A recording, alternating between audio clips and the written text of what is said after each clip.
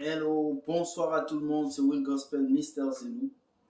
En ces temps difficiles, en ces temps de Covid, en ces temps de guerre, en ces temps où l'Europe ne sait pas si elle va basculer dans une guerre ou pas, en ces temps où les gens tiennent des armes nucléaires et essayent de menacer les autres, nous connaissons beaucoup d'histoires qui se sont passées. On nous a expliqué la guerre de l'Ukraine parce que la Russie est en train de défendre sa position. C'est de même qu'un président peut défendre aussi sa position. Donc, c'est ce qu'ils sont en train de faire. Mais aujourd'hui, je vais exhorter beaucoup de chrétiens à comprendre que nous sommes à la fin des temps. Nous sommes à la fin du calendrier, nous sommes à la fin de l'horloge. Donc, c'est normal qu'il y ait des guerres, c'est normal qu'il y ait ces troubles-là parce que cela annonce le retour de Jésus. Alors, nous allons aller dans la Bible, dans le livre de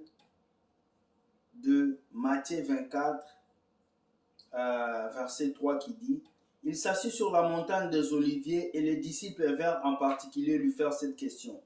Dis-nous quand cela arrivera-t-il et quel sera le signe de ton avènement et de la fin du monde? Jésus dit: Prenez garde que personne ne vous séduise. Verset 5. Car plusieurs viendront sous mon nom. Nous connaissons déjà des gens qui se sont déclarés Jésus, des gens qui se sont dit qu'ils sont le Christ alors qu'ils ne le sont pas. Il y a même au Congo, quand j'étais enfant, il y avait un Jésus qui était venu à la télé, il avait les mains percées, un blanc qui a pris beaucoup de gens. Donc nous voyons déjà, ces choses se sont passées. C'est moi qui suis le Christ et ils séduiront beaucoup de gens. Verset 6. Vous entendrez parler de guerre et de bruit de guerre. Vous entendrez parler de guerre et de bruit de guerre. Entendre parler de guerre et de bruit de guerre, ce n'est pas la même chose. C'est très important. Vous entendrez parler de guerre, on va entendre, et vous entendrez des bruits de guerre. Ça veut dire dans ces temps-là, il y a des gens qui vont vivre la guerre en personne, il y a des gens qui vont entendre les bruits de guerre. Donc c'est important. Entendre la guerre et entendre des bruits de guerre, c'est deux choses. Ça veut dire certains vont assister à la guerre, comme l'Ukraine aujourd'hui, comme le Congo aujourd'hui, comme la Côte d'Ivoire assister à la guerre. Ils vont assister à la guerre, mais d'autres nations ne vont pas assister à la guerre, mais ils vont entendre le bruit de la guerre à travers les médias sociaux, à travers tout, ils vont voir comment c'est la guerre tue.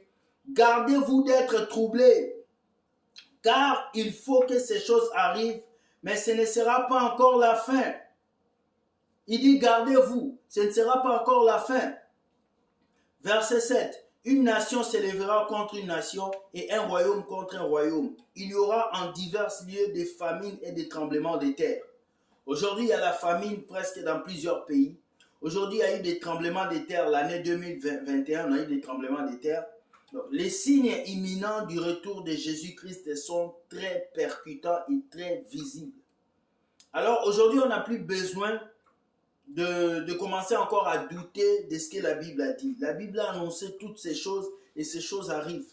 Aujourd'hui, nous voyons des nations comme Russie qui s'élèvent contre l'Ukraine, des nations comme les nations qui s'élèvent contre le Congo, des pays se battent.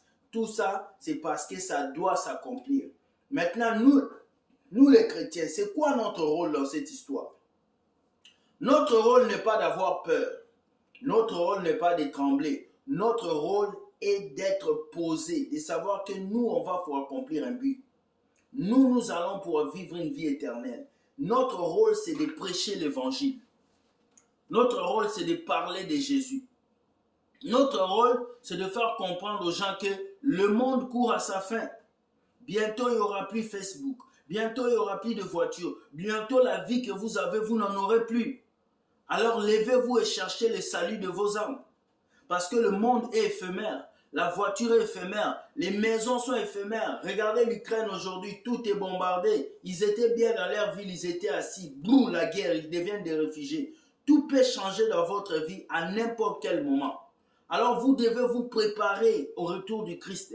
Combien de chrétiens aujourd'hui se posent la question, si Jésus revient aujourd'hui, est-ce qu'il me trouvera dans mon état? Dans quel état Jésus va te trouver? Dans quel état? Est-ce que si Christ revient aujourd'hui, tu iras au ciel ou tu iras en enfer? Est-ce que ta vie fait la fierté de Dieu?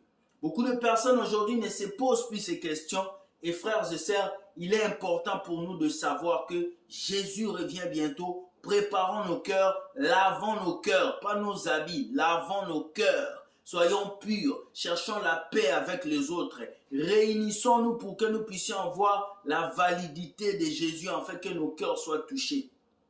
J'espère que ce message t'a touché. Tout ce que j'ai à vous dire, ne paniquez pas. Ceux qui sont en Europe, je vous avais dit, ce que vous avez fui en Afrique risque de vous poursuivre. Vous avez vu des Africains qui avaient fui la guerre en Afrique, ils sont partis en Ukraine, ça les a poursuivis. C'est que moi, je sais qu'il y aura un effondrement de l'économie européenne. Il y aura l'effondrement et si on n'arrête pas cette guerre, ça va traverser dans les frontières. Beaucoup de pays vont être touchés par ça. Alors, je désire que vous puissiez prier. N'ayez pas peur. Soyez accrochés à Dieu. Lisez vos Bibles et priez. Dieu sera la solution dans nos vies. Il ne nous a jamais laissé tomber. Mes frères et sœurs qui sont en Europe, qui tremblent, ne tremblez pas. Il y a toujours une solution.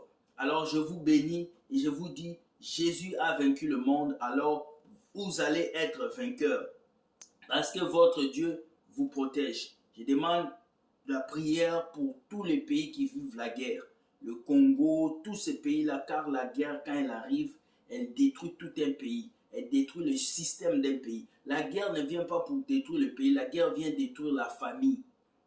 C'est un plan du diable. Alors prions que Dieu puisse agir et que Dieu puisse faire les choses selon sa volonté, pas selon notre volonté.